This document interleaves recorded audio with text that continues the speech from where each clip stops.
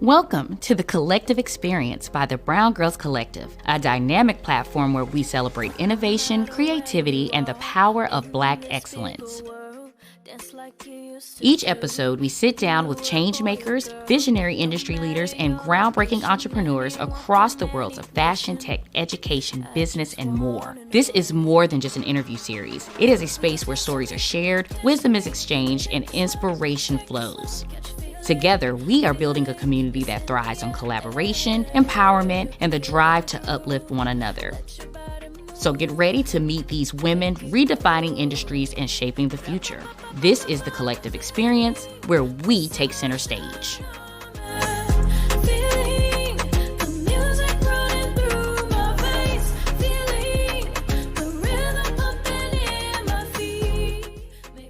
Mark your calendars for these dope community events. Catch a good Black game night every last Sunday at Lux Life, where games, laughs, and live vibes live. Support Live Soul with Soulful Touch, now seeking sponsors for their next big show. Bring the kids out May 17th for Little Chefs, No Bake, Fun with Magnolia Nature Club. See you there. Hello and welcome to the Collective Experience, brought to you by the BrwnGrlz Collective, your space for inspiration and connection. I'm your host today, Shemaya Wari, and today we're thrilled to introduce a guest whose talent and charisma light up the screen. Joining us is the incredible Sierra Artemus, a journalist and television personality. She's making waves in media as a lifestyle host for a popular news station. Sierra brings stories to life with authenticity, vibrancy, and heart. From uncovering the latest trends to connecting with the community, her passion for storytelling truly shines. Get ready for an inspiring conversation about her journey, her career, and how she continues to redefine what it means to be a voice in the industry. Let's dive in. Hey, how are you? Wonderful, wonderful. Thank you for joining us today.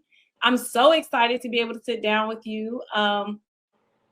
I just think that you're amazing, all the wonderful things that you're doing in the community. So this season, we want to switch it up a little bit and do something different. We're calling this segment of the show Icebreakers. So what we'll be doing is basically it'll be a wheel. I'm going to pick a question, it's this or that, and you get to choose. All right.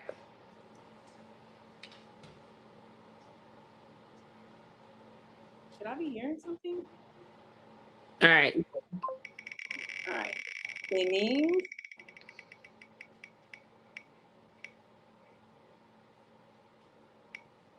It's almost in the middle. Late nights or early mornings? Late nights. I hate getting up in the morning. I am not a morning person at all. The only time I'll ever say that I'm like a morning person is if I have something super exciting the next day. And I'm looking forward to it. Like Christmas, you know what I mean? So, yeah, I cannot get to sleep at night and I can't wake up in the morning. That's just me. So what about late nights, early mornings in the sense of when do you do your best work? When are you the most creative when it comes to like just doing what you do? Neither. It's a midday. It's a midday thing. I need to have been up a little bit. I need to have been my brain has to, it's almost like when you warm a car up in the morning, you got to kind of give it a chance to warm up. Like I need a little bit of time to warm up. But if it's something that I'm exciting and I'm looking forward to, the endorphins help me all the way. So it's easier for me to do things like in the middle of the day. Once I have done things that I need to do, I get something good to eat and I don't have any distractions, then I'm in that creative mode. I have ADHD, so like I have hyper focus, but I'm easily distracted. Mm-hmm. Yeah. Well, I definitely can agree with that. I would say that I'm more like a late night person, but like you said, if it's something exciting to look forward to, whatever works, right? Yeah. All right. Mommy, are you spinning the wheel? We're doing another one. I couldn't go around the tree. All right, let's see what this one is. Peas and carrots Mixed or separate? This is interesting. Peas and carrots. I have an aversion to peas. I mean, peas are okay, depending on like if it's like hibachi, I could do peas and I can do Mhm. carrots. I like carrots over peas, but when I was in preschool, we had this preschool. I had a lady that used to watch us, and the peas were like overcooked and they were mushy, and it just turned me off from peas altogether. So peas is not in my top 10, top 8, top 200. But So definitely separate then. yeah, I'm more of a steamed vegetable person, and same for carrots. Like if they're steamed, I'm okay for it, okay with it. But peas is not a go-to vegetable for me. Like peas is definitely nice. So it's definitely carrots over peas. I could do peas and like fried rice, something like that. And that's what I mean. Like in hibachi, I could do Yeah. it. I could do it. It's great as it's almost like a comparison of having a feature on a track. Peace You're right. is a great feature, but it is not the main attraction at all for me. I feel you on that. Okay, we got one more. One more. Let's see what this one is. Major love to our sponsors for stepping in to make all of this happen. IAS Games for family and friend game nights. Out the Barns Entertainment for your video editing needs. Camera Guys Inc. for video photography and your editing needs. Intro music by Sedasia and music provided by Drea. Your contributions keep us going and help us grow. Oh, that's a good one. Heels or sneakers? It's going to be sneakers for me. I am not, it took me years to get into heels, to be a girly girl. I have always considered myself a tomboy. That is just me. I like to climb fences, climb trees, jump over fences. And I like heels. I'm all great. I'm all for heels, depending on whatever the setting is. But if I were to go to like, my go-to is going to be sneakers, and not even sneakers, like some flats, some Uggs. Like I currently have on like Uggs. Like I like comfy couture. Yes, Desiree, we can see you. Sorry. Oh, Desiree, it says Jasmine. Yeah, I was gonna say something, but I was like, well, maybe not. Oh Lord. Desiree does say Jasmine on there.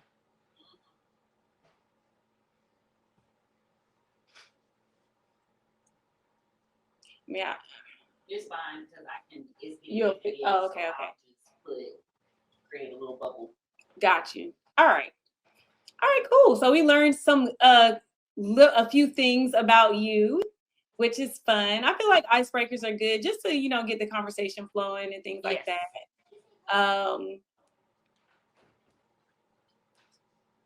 Okay. Can you tell that I don't do these interviews, Sierra? You're doing great. You're doing great. You're okay, doing great. Thank you. Woo! All right. So introspective.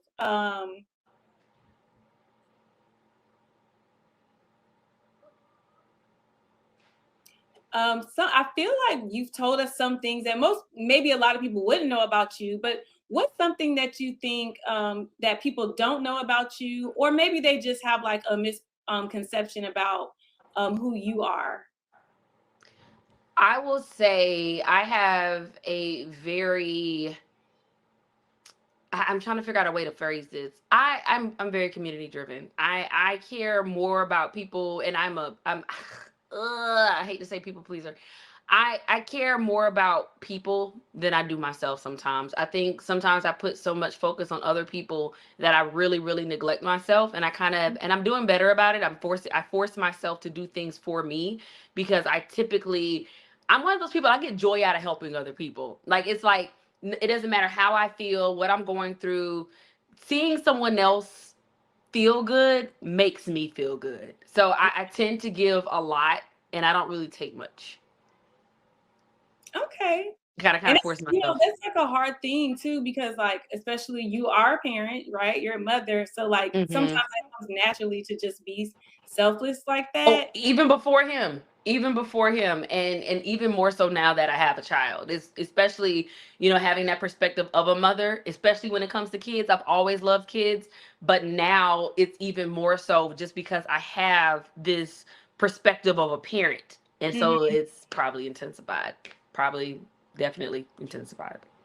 So for someone that's watching, a woman that might feel similar in terms of like just how they are giving and selfless, and like you said, a people pleaser. I think it's okay to call it what it is. You have to call a thing, right? What would you say to those people? Because again, this is something that would be considered like a misconception, because you're doing all the things, you're hitting all the things, and it's like that balance is there. How do you maintain that balance? And what are some of the things that you do to try to make sure you're not overextending and you're still able to feed the need to be able to give? Because it seems like it's a part of who you are. Now, this may be an unpopular response to this, but once you've had experience with helping people, especially if that's a passion of yours, you kind of get an understanding. You get burned sometimes. There's some people that take advantage of you want people to take advantage, but you don't want to be taken advantage of. But there are some people that will, when they understand that you're this type person, like they will, all right, I know that she's going to. And so what you have to learn, even as a parent, professional, it doesn't matter. You have to learn how to say no. Learn the gift of no. No has this negative connotation attached to it, right? When someone tells you no, it's something you're not granted access. But it's okay not to grant people access. Sometimes you have to think about you. There's been so many times where I've said yes, and then I've gotten into a place, and then I'm like, I really wish I would have said no. And what you don't want is, you don't want to live in this space of regret. You want to live in a space where you can, it's almost like the same as shopper's remorse. You buy something, you really have your heart set on it, you want it, but it's not necessarily something you need. And then once you get it and you have it and you think, and you look at your checking account and you're like, did I really need it? Or was it something that just made me feel good in the moment? So even with things that I buy, I think about, is this something that's going to make me feel good in the moment, or is this something going to bring me everlasting joy? And it's the same thing with decisions that you make. When people ask you to do things, you have to be able to say to yourself, is this something that is going to grant me temporary happiness, or is it going to extend beyond and give me everlasting joy? Like, I have to be able to look at it and say, man, that was a great decision, and not feel remorseful in that situation. So even when you're giving, it's hard to be a giver, because people can look at it as, okay, you're giving, but then there's some people that feel like, okay, you could possibly be getting something out of it. What are you getting out of it? But I think there's other people like myself, and I don't harness that burned. Whenever you've been burned by people, there's some people that are just not used to people genuinely caring. And when you have been burned many times, you don't really expect people to really give in a space where it's genuine. Right. And so you have people who feel people are disingenuous, and then you are a person who feels sometimes people are, taking advantage, but not necessarily needing. But at the same time, it's when you give, you have to be able to release. You have to be able to release and accept that what you've done, and just hope that this person isn't taking advantage. Right. And because if you change, then there will be someone that really does need it. And because you've been burned so many times, you probably, you might be ruining it for someone else. So you got to just continue to have a heart of openness, and just in your mind, just assume and just feel like, I just really hope they need it. I know that was like a big, broad answer, but I want to be able to cover the perspective. No, it makes sense. So like, you talked a lot about, like, again, we're talking about how you are active in the community and how that might be a misconception, but I feel like that might have something to do with what has inspired you to take the journey that you are on now. And is that something? Passion and identity. Is this the question? I don't know what Desiree. Because I can answer it. Passion and identity. Okay, so I think this is something that's very relevant. There are a lot of people that have passion. They're passionate about what it is they want to do. But a lot of times, let's put it this way. If you're passionate about something and you do it long enough, sometimes it feels like it's your identity. You have to be able to separate what it is you love from who you are. And you have to be able to look at the entire scope of everything. Like, if I'm no longer doing this thing that I'm passionate about, who am I then? You know, Right. sometimes we get so bogged down in the work that we do that we tether ourselves to the work that we do, and we allow what we do to define who we are. Right. um and so it's really hard to distinguish the two. So it's very important for you to to understand who you are and what you do. They're not the same. You just are a part of what you do, is a part of who you are, not who Right. you are. Your Yeah. identity and what you do are two separate things. Mm-hmm. So we talked about like identity and having a separate identity from what you do. Right. But could you tell us more about what it is that you do, your initiative, your business, and how does that impact your community and industry?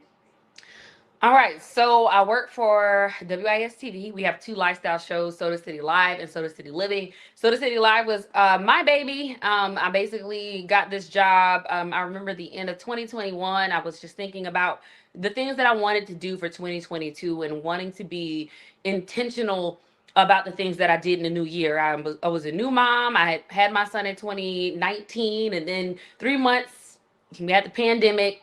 I started working in television in 2017. And then when I had my son, I was pregnant with him when I left my first television job. And I did a couple of freelance opportunities, worked as a contractor between 2020 and 2021. But I knew 2022, I wanted to get back in television. There was something about being able to reach people in the community in a very broad way that I wasn't able to do alone. You know, when you work, and I wanted to do things, and I'm like, hey, Sierra Artemus is doing it, and people are like, who? So whenever you work with an already established brand, it kind of adds a backing to you. So now it's like you're associated with the work in this brand. So people are like, all right, Sierra who? Sierra with WIS, Sierra with Wolo, Sierra, you know, it kind of gives you it helps you to build your brand on top of this already existing brand. And I just remember I've always considered myself to be that person that's like very busy. I love being busy. I'll do 3 jobs or something at a time. I've always held at least 2 to 3 jobs. And I had a lot of downtime as a stay-at-home mom. I really enjoyed it. And I enjoyed the contract jobs, but I was like, I really want to get back in television. I didn't, you know, there's not many people that work in the field they went to school for. And I was like, I was determined. This is something I want to do, something I've always wanted to do, and I want to do it. So much thought, much prayer, many conversations. I wanted to go back and go from being a producer, which is what I did in my first job, to being more so in front of the camera. So I applied for a reporter position, and the producer there saw that I had producer experience, and they were looking for someone to help with this lifestyle show. And so I started this lifestyle show, Soda City Live. It already had a name, just needed a song, needed the branding. And so I kind of helped with the branding, kind of what the show would be, what this layout of the show would be, which is what we call a rundown. And, you know, a lot of things was just throwing things to the wall and seeing what would stick. Right. One thing that I was able to take from my experience, and one thing that I really loved about my first job was, you know, in between the bang 'em up, shoot 'em up, kill 'em up news is what I used to call it. There were these moments where we would interview people in the community. And I always felt like there are a lot of things that is going on in the community. And even before then, you know, I'm born and raised in Columbia, South Carolina. This is where, you know, a lot of these shows these television shows that I work with are based. And living here my entire life, I always felt like I never know what's going on. I never know what's going on in the community. I never know what's happening. And when you do, when you see a flyer really doesn't tell you much other than who, what, when, where, and why. You don't really get the full description of what something is. And even with businesses, you see a business, but there's a lot of times that you want to go somewhere, but you don't really know much about it. I want to know what the experience is like before I go and waste my time, right? And so what I did was who all gonna be over there? Right, who all gonna be there? So what I did was I took some of these elements that I learned again from my previous employer, places I've worked before, and some of the things that I felt was really needed. And I said, you know what? Let's just do a whole show on that. Behind the scenes, there's a lot of hard work that goes into this production, and we couldn't do it without our amazing sponsors, advertisers, and crew. Yeah. And let's talk about things that are happening, not just in our communities, but things that are happening in the nation that impact us, things that everybody's talking about. When you wake up in the morning and you scroll on your phone, what are people talking about? You know, to know. Yeah, go ahead. From the time that you started that, right, with Soda Yeah. City Live. Is there a moment in that time that you've been there to where you were like, wow, like a aha moment of like, wow, this is really creating some type of impact in our community? Yes. Maybe could you share that with me? Yeah, so I'll share two. It's been several. Starting a lifestyle show, especially with the pre-existing brand, is very, very hard. There's an emotional toll. There's a physical toll. There's so much because you have to make things perfect. And when you have something new and fresh like this, it's really hard to make it perfect when you have limited amount of time to do it. It just needs to be done. And there's a lot of things that didn't work. Like I said, we throw things to the wall, see what would stick, and a lot of times things would fall. And there will be times that I really beat myself up, especially, my first field was cosmetology. I worked in aesthetics for about 10 years before I even started working in journalism. I had my license when I got out of high school. And so you have people that are around your age, but they've been in this field in particular way longer than you have. And so it's almost like you feel like you're catching up. It's almost that feeling of staying back in school, watching your peers go before you. But I was thriving in the field that I already was in. So I'm trying to meet these standards, and I'm also putting this pressure on myself to be sure that this is something worthy enough for people who watch this show and have watched this, not the show, but have watched this television station for years, something that they would deem worthy of this station. And there were so many times that, you some of the feedback wasn't positive, but you'll have people, like I always use this example, and I would never say the name. There was a chef that we had on the show, and he did a wonderful job. And, I thought nothing of it after. This is something great people can try to do at home, or they can reach out to him, have him do it. And he reached out to me and said, and this was a really low day for me, by the way. He said, when I left here, someone called and they gave me a deposit for me to do an event for them, and I didn't know how I was going to pay my rent. And just coming on the show, it allowed me to be able to pay my rent. It's like, for me, I work really hard behind the scenes, and now in front of the scenes, there's a lot of things that goes, and I still work really hard behind the scenes. There's a lot of things that I don't do. I don't just pop up on TV at 11:30 and at 3:00 in the afternoon. There's a lot of work that goes into that. And I think that's a misconception. A lot of people think, oh, you're not doing nothing, you just pop up on TV. No, we do a lot of work behind the scenes. But there's a lot, like, to me, my job is just like a regular job. I've worked jobs for the past 20 something years of my life. And in my mind, my work is my work. So I don't see a lot of times I don't want to say productivity, because the productivity is there. I don't see the effects that it has. It's just me work. You go to work, work is work. Anybody that goes to work, work is work. And so to me, work is work. But when you have people come to you say, hey, being on your show legitimized my business, it has people reaching out to me, you don't really understand just the impact giving people this, allowing people to use your platform really does for them. Because to me, I see, I always say it's about 4 people a day, 5 days a week. You see about 20 to 50 people every single week for 365 days minus the weekends, for the past 3 years. And sometimes and I don't want to say desensitized, because I'm never desensitized. I'm a human. And I'm an empath. So I feel everything. Yeah. But sometimes it's easy to get caught up in the work that you don't really recognize the difference that a show like this is making. And I had someone that worked at this station. Now, mind you, historically, this is a conservative station. There's a lot of mixed races that watch this show, but there's a very primary conservative audience. And for a long time, there's this thing in the community where there's certain stations that you feel as a Black person would give Black people in the community more of a chance, to put themselves out there. And so there was a gentleman that worked at the station for over 30 years. And we've had people that have come to the station for decades that have said that they've never seen the amount of, African Americans coming inside and sharing their stories than they had in the short span that we had this show. And it was a wonderful reflection, because, typically the only time that people really hear about, African Americans or Black people in the community, especially those who have never been exposed to us, is in the 4 o'clock, 5 o'clock, and, other news shows where, as I refer to as the bang 'em up, shoot 'em up, kill 'em up, like the the hard news, the more violent stories. And so having a lifestyle show like Soda City Live was a way to show people that we're more than, you know, the bad news. We have good news as well. We're articulate, we're smart, we have businesses, we're driven, we're amazing. And it was great for me to be able to show us in a more positive light. And so, like I mentioned before, even on the days that were really tough for me, it was a great feeling to know on the back end we were making a difference. Yeah. And so it's something that I'm really proud to be a part of. That's wonderful. And so with that, right, we're talking about legacy and impact. How do you see your legacy inspiring other Black and brown women to pursue their dreams? I'll say I want to cover this from two angles.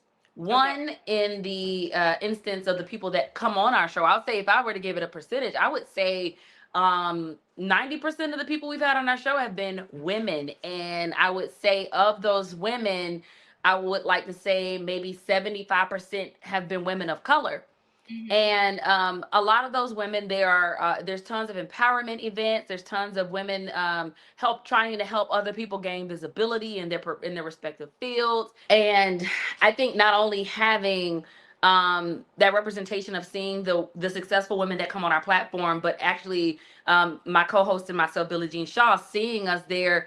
I think it gives a message that there is a space for you. There is a space for us. And I think what would be even more inspiring is not just seeing us, but to hear our stories. I don't personally know Billie Jean's story, but I know mine. You know, I've lived it, and I know where I came from and the dreams that I had and all the struggles that I went to get to where I am today.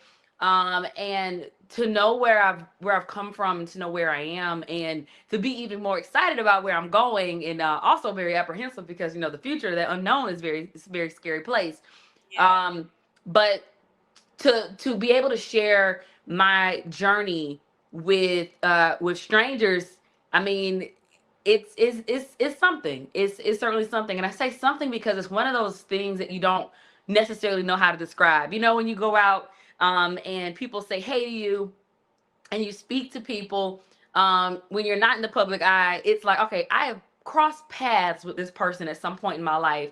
I just got to think of where that place was. But when you're in television, you know, it could be that, but then it could also be you've either seen me at an event or you may have seen me on television. But for people to feel a personal connection with you, and say hey to you, say your name like they know you, like y'all go way back, like a Cadillac with four flats, it really speaks to the job that you're doing.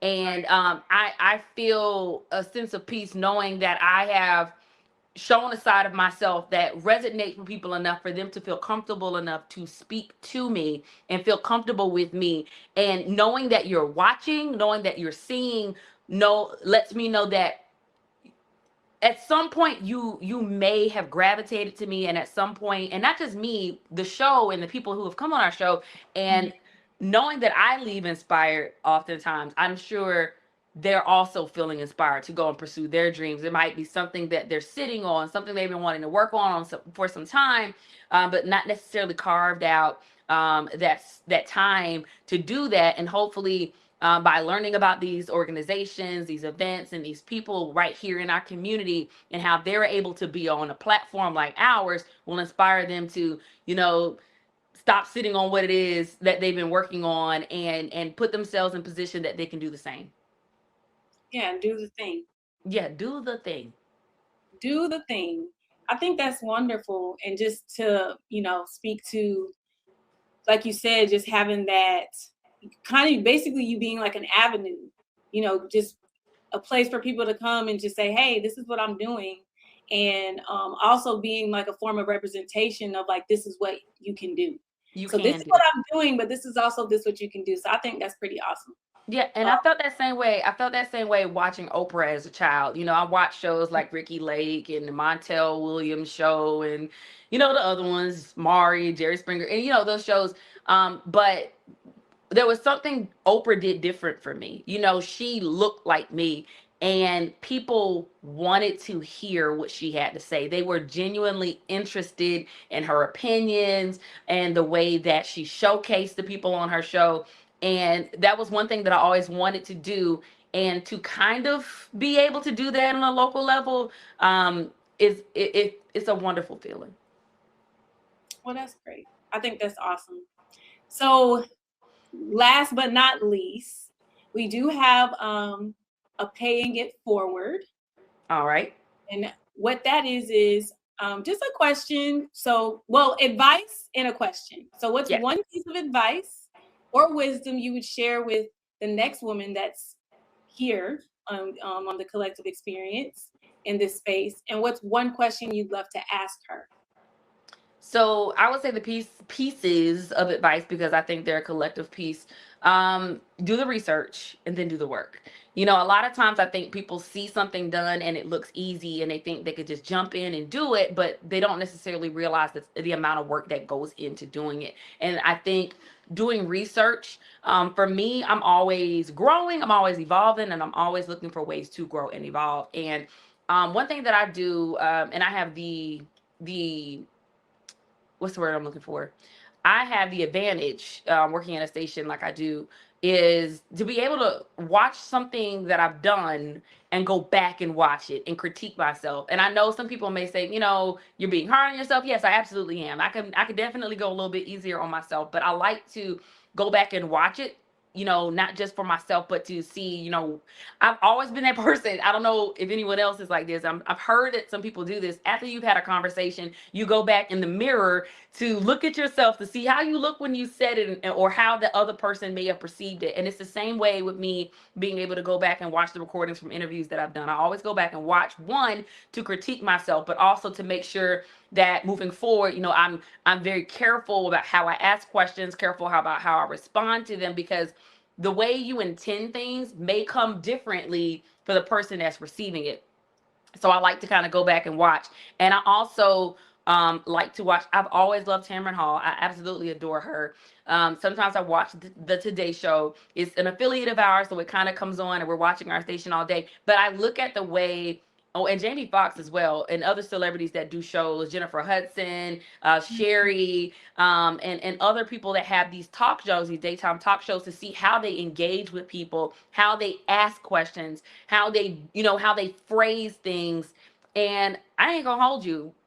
Sometimes I utilize AI. Like, I'll ask AI, how should I say this? You know, even after I've critiqued myself. I know there's a lot of people, AI, artificial intelligence, gets this negative, and there are ways that it can be harmful, but there are ways that it can be good. Like all types of technology. You know, I always think of ways that I can phrase a question. I always think about ways that, you know, I could say something differently. I even have a list of different responses. So, like, for instance, you know, one thing, and maybe after you hear this, one thing that a lot of journalists say after a response from someone is absolutely, you know, because you want to let a person know that you hear what they say, you agree with what they're saying, and it's a great segue to another question. But sometimes we get so used to using that we use that all the time. It becomes our and our you know what I mean? Like when you're talking and a filler word, like, you know what I mean? And you know, it absolutely becomes that.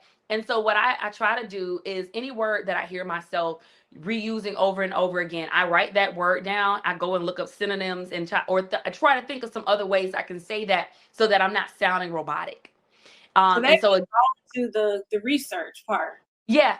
And that's the research. That is the research. Always looking for ways to do something better.